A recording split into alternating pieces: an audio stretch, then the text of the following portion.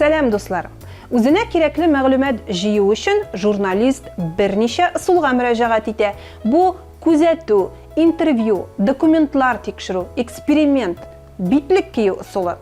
Әлеге дәрестә без соңгысы журналист битлеге хакында сөйләшербез. Журналист битлеге методы белән эшләнгән материаллар укучыда зур кызыксыну уята.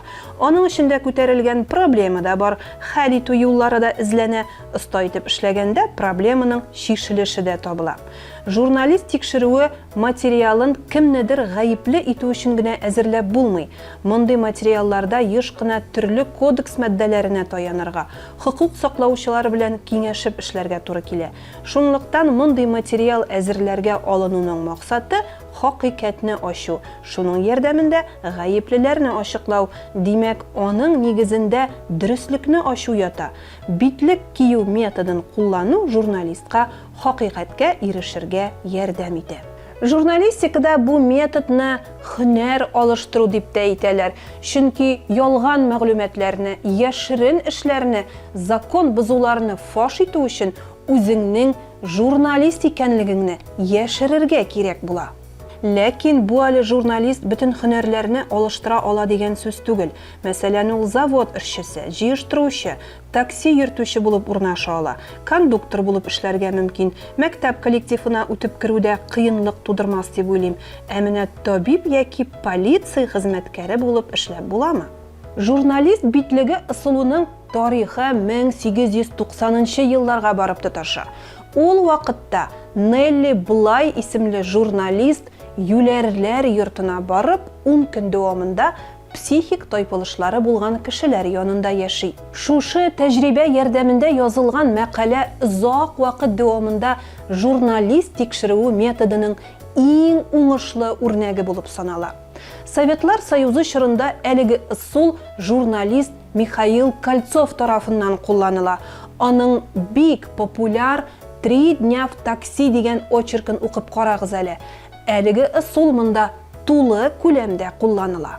Шуннан да журналист тикшерүе гаять кызыклы һәм җаваплы жанр. Монда гадәти журналистика терминнарын, масса күләм мәгълүмат чаралары турында законны яхшы белүдән тыш, юристлык буенча да шактый гына белемле булырга кирәк. Журналист тикшерүе белән шөгыльләнүче журналист универсаль булырга тиеш.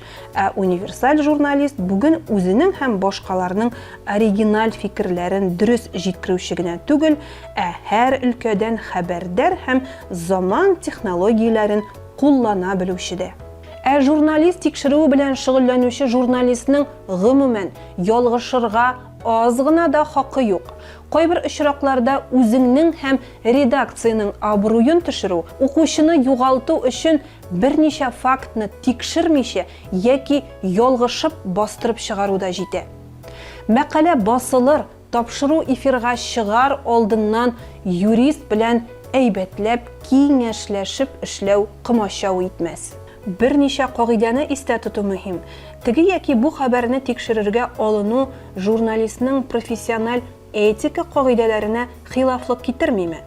Икенчесе инде үзе өчен таныш булмаган яңа мөхиткә эләгеп, моңарчы башкармаган эшләрне эшләргә туры килү үзегезгә, редакциягә, оешма абруена зыян салмыймы? Буларны булдырмас өчен алдан ук хәзерлек кирәк. Бу тиешле әдәбият белән танышу, кешеләрдән сораштыру, һөнәрнең үзенчәлекләренә төшенү. Ә менә бу һөнәрнең асылына төшенүне син бүгеннән мәктәптә укыган чордан ук башлый аласың. Әлбәттә, ул дөрестлек эзләү, хакыйкатьне фаш итүгә корылган журналист әсәре булып җитешмәс.